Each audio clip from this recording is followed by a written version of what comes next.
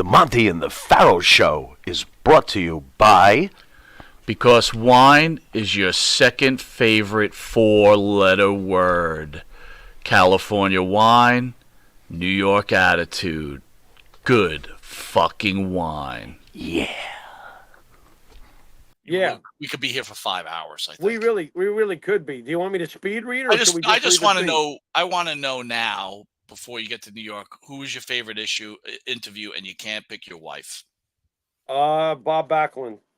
It'll always be Bob Backlund. It'll always be Bob Backlund for me. I can't see it being topped. Just from our childhood memories, the connection, the reason why we have this show, and the way Bob was that day. Nothing's gonna beat that. The great Bob Backlund. Let me tell you something, and hopefully it's not for a long time, because from what we hear, Bob's suffering, but not suffering. He has dementia supposedly, but right. If we're around when Bob, gets to Christ, that interview will last forever, because that was Bob Backlund at his best. All right, listen, dude, I put together the top 10 baby faces of all time. I'm going to go through the list like only Pharaoh can do fashion. Rip it apart or go along with it. You tell me. At number 10, Sting. Wow, you can't stand him. How did he get on your list? Well, we're talking about the greatest baby faces of all time, right? Very, very hard to argue with that he would be in somebody's top 10. I could see him being somebody's personal number 1, quite honestly. So, yeah, he belongs there. I'm not going to argue. Nope. Too low on the list for the Pharaoh? Not really. Not really. No, not from what I'm seeing. Number 9, the legendary Bruno Sammartino. Absolutely deserves to be in the top 10 babyface list of all time. I could see a whole generation insisting that this is the greatest face of all time, and to that generation, they would be right. So I think that it's possible that Bruno is ranked a little low. Not sure where I'd put him, but he might be a little low. Mike out there is asking a really good question. Who would you guys wish you could interview who passed away?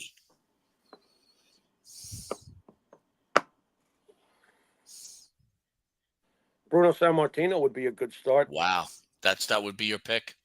That's a pretty good pick. How about Andre? Yeah, that's a good one. That's a tough one, man. What about Roddy? Oof, yeah. Well, what about Macho Man? Wow. Oh man. Dude, how many times did we try, but he just would never succumb to us because he thought we were this, that, and the other thing. How many times did we try to get superstar Billy Graham? We tried. Oof, yeah. And while I'm at it, while I'm sitting here being blessed enough to be sitting here, what about Wahoo McDaniel while we're at it? Foxy just said Wahoo. There you go, Foxy. Right Maria there. Davis says Hannibal. We had Hannibal on, Maria. That's great, Maria.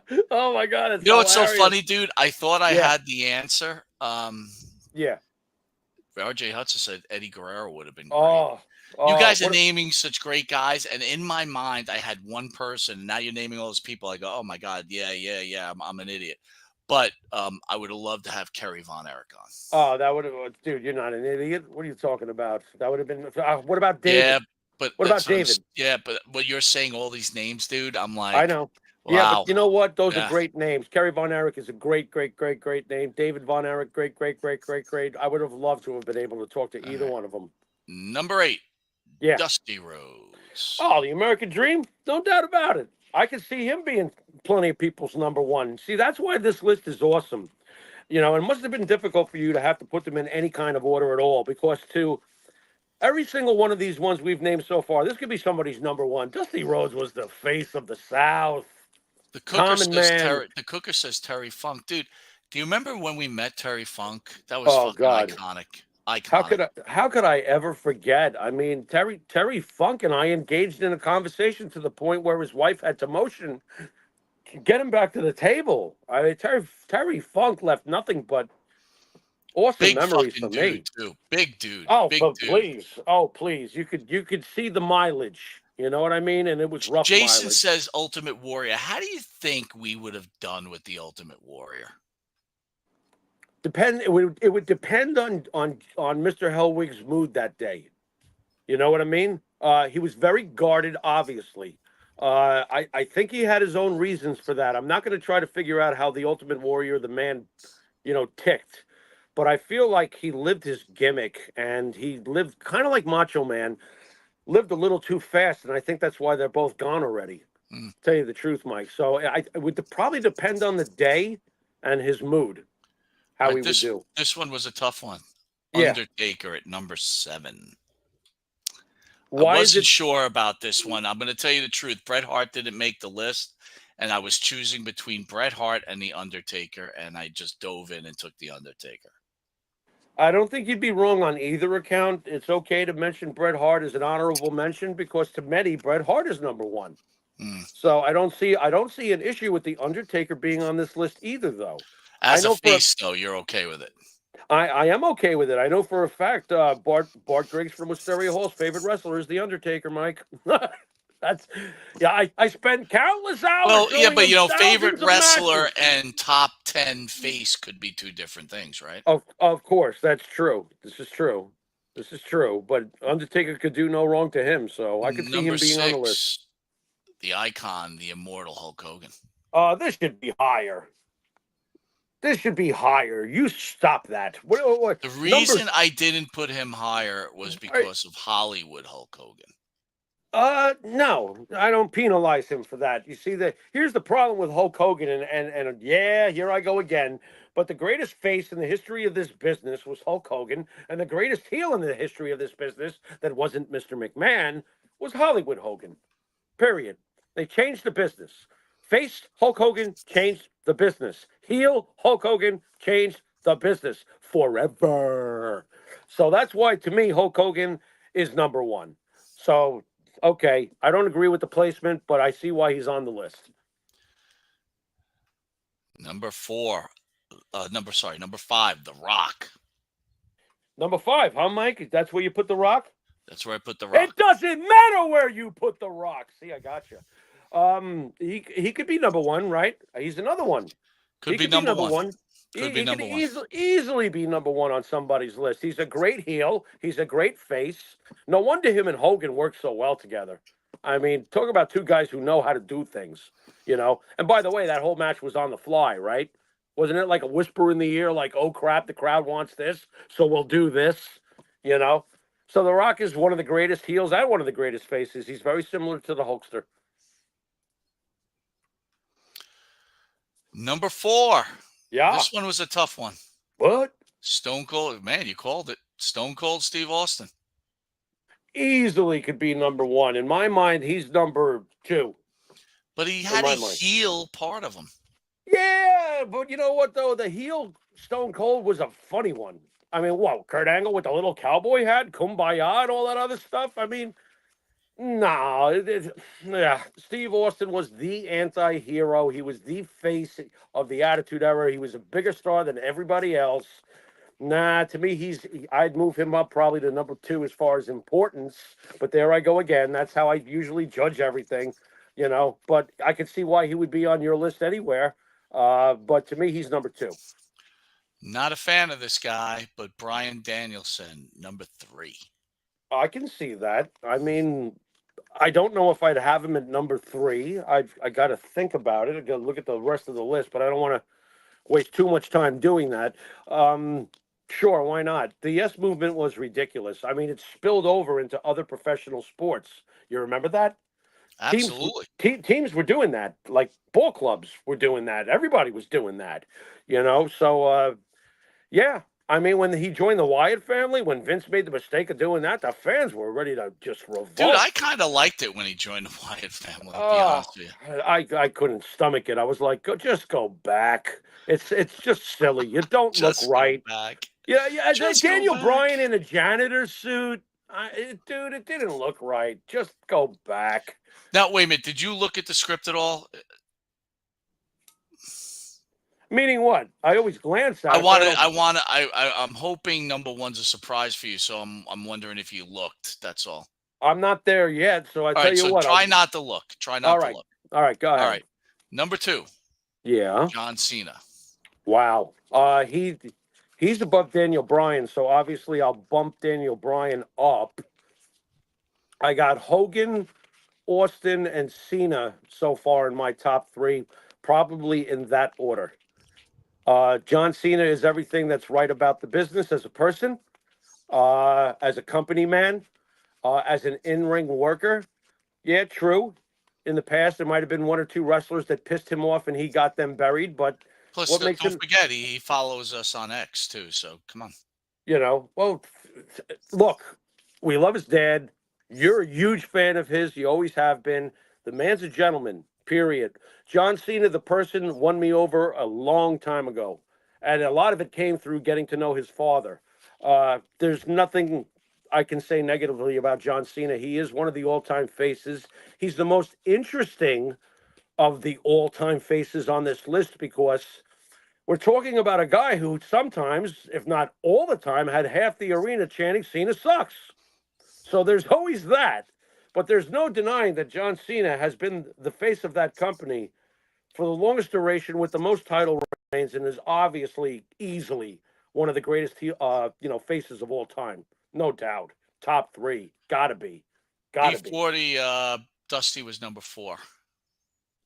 I can see it. I Number can 8. see it. Number 8. Sorry. All I right. can, Here's the one I'm wondering what you're gonna do because I put him at number 1. all right. I'm not This is looking. all right. Are you ready? Drum Yeah, go roll. ahead. Ricky the Dragon Steamboat. Really? Tell me why. Because he never was a bad guy ever. True. Was always, when you talk about greatest matches, he's always been part of those greatest matches. And the reason I chose him basically, Jimmy, is he That's was true. the guy that never turned bad and was always a top player. I mean, I That's understand true. if someone would say, oh, it should be Hogan or it could be Stone Cold or The Rock. But at some point, those guys were bad guys. And that's why I chose Ricky Steele. I can't argue with someone otherwise. I think at some point, Dusty Rhodes was a bad guy in the beginning of his career. You know what I mean? This Ricky is the over only Rick. Ricky's the Ricky. only pure face of all time. Oh God, forgive me if I can't remember. Ricky over John Cena. Cena was when. You know, that's a good point. You want to argue with me on that because Cena's never been a bad guy, right? So yeah, Not that's that a I, tough one. not that I recall. I mean, he had bad guy edge, kind of like obnoxious rapper in the beginning, but I don't know, man. Cooker says he replaced Daniel Bryan with Jerry the King Lawler. Great face. he was a hell of a But he was a face. bad guy though, too. That's He the was a problem I hell. had That's with this. true. I understand. You're looking for pure. Yeah, Well, I thought the I pure got it. pure should be in the higher level, but now you kind of blew me up because you know what? Cena should be number 1, Steamboat Well, number 2. Well, when you say Steamboat, let me just see if I got my notes right here because there were certain guys, and forgive me again, I'm going to go a little out of character because I got to see. Um, Tommy Rich, I look at as one of those pure faces. Okay, this Absolutely. this was a But he this was was in a the pure. FBI though, dude. You know what I mean? Yeah, but I mean, come on. I mean, for what? I mean, like it really was I like how. understand. I'm just trying to sell my case. That's How all. about and I understand, but as a face, Impact as a face, Barry Windham. It's hard to argue. Okay, Kerry Von Erich. Hard to argue. All right, and of course, I know later on, we all know about Mr. Backlund, but Bob Backlund, the face, I could see him being in somebody's top 10. I don't know how high, but I could see him being in somebody's top 10. Hard to Right. argue. So I Can't guess at argue the with end, any of that. I guess at the end of the day, to me, is Hulk Hogan, Stone Cold Steve Austin, and then John Cena. If I'm naming my top 3. And I'll go with that. But this is a great list. Great work, Mike. Great I work. appreciate that. I want to remind everybody Monte The Pharaoh can be seen on the Monte The Pharaoh YouTube page, Monte The Pharaoh Facebook page, Monte The Pharaoh Twitch page. Catch us on X, Instagram, and TikTok. We're also on New York Cable on channel 115. only one time because I have to renew the contract for the other 2 shows, but we're seeing All right. high over 100,000 people weekly. And also catch us on audio on Believe Network, along with where all audio could be sound. Reminder, next Thursday, we should be back in studio. And then I don't know if it's the week after that, Jimmy will be back in studio where we'll have some interviews. Not trying to get, I want to apologize to anybody that thought Bolin was coming in today or was being interviewed today. Unfortunately, he went dark on me, and that is all. I'm not going to get into it. Let me tell you something. I'll only ask twice. There you I'll go. ask once. I'll ask again. You don't want to come on. You've sent me the message. You don't want to come on. Right. That's it. Fair enough. No hard feelings. Move Mike, on. Exactly. Couldn't have been said better. By the way, just real quick for the fans at home, I only got through a page and a half of 4 pages filled. Thank you for the hard work on that, Jimmy. Of our that's guests. A lot I of only got a work. page and a half in. There was another 2.5 pages to go. So there you go. Let me ask you that. Going back to the Mancini thing, when Mancini says on Power and Glory that we talk nice to the wrestlers, then a month later we beat them up on the program.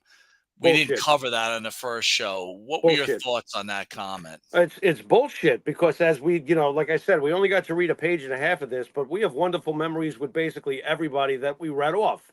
There might have been 2.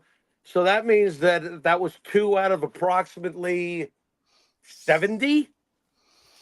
I mean, I don't even know who the 2 people that we had falling out. I can't even remember that. Well, that was the Goofy Wolfie D thing. I mentioned Wolfie D. Listen again. Okay. I was only. But I want to make something clear on that. Wolfie became part of the channel. Okay. Right. We sold advertisement, which Wolfie got, and he got paid for. But once you make that binding agreement, you're supposed to be on for a year. You have a binding agreement. Wolfie decided he wasn't doing it anymore. So I said to him, give me the money back. Give it back to the sponsor. We're not ripping people off here. That's not the way we do business. And he didn't give it back. So I was done with him. That's it. Well, there you go. Done. Like That's I said, a page and a half read 2 out of 70, maybe. Whatever. That's not exactly like having a bad mouth with everybody. I'm trying to remember who the other one was. I don't even know. I probably not even another one. I mean, Wolfie was the one that I remembered. That's why I cracked the joke. We took a lot of shrapnel 2 weeks ago when we talked about Marty Jannetty and the problems he's having. But this is real talk. Marty's a friend. I don't want to see him dead. I don't want to see him dead. He is a friend. I just saw him a couple of weeks ago. I popped out of the elevator. He's like, hey, Pharaoh, big hug. Oh, my. We want Marty to win in life. Period. Come on, fellas. Oh, you crazy trolls out there. You nut jobs, you. Talk about the Mancini thing. I will again say this last thing, Jimmy, is this. Mm-hmm. We said in the first show, Mario, all we were asking questions for you to answer and not waste your time going on podcasts and trying to get clickbait, okay? Help someone, dude. Don't hurt them. You know what? You made mistakes. You're human. We get it. But own up to your mistakes and stop acting like you stand by things. Again, he said he stood by the comments he made about John Cena and his loyalty to Vince McMahon. Who are you to tell who you should be loyal to? It's your friend. And again, Vince is innocent until proven guilty. I'm going to keep repeating that. Innocent until proven guilty. So who are you to lay judgment on your friend, like whose friends are? I mean, come on, bro. Seriously. Well said, Mikey. All right, send us out, Jimmy. You've been watching the one and only Monte and the Pharaoh. And until next week, later. Love you all.